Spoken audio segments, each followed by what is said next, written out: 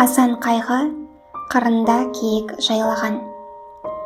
Қырында киік жайлаған, суында балық ойнаған. Оймауыттай тоғай егіннің ойына келген асын жейтұғын. Жемде кеңес қылмадың, жемнен де елді көшірдің. Ойыл деген ойынды, отын тапсаң тойынды.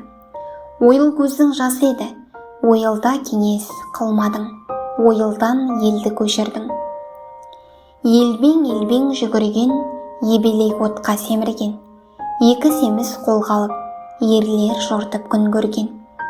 Еділ деген қиянға, еңкейіп келдің дар жерге. Мұнда кеңес қылмадың, кеңестің түбін араду, нәлет біздің жүріске.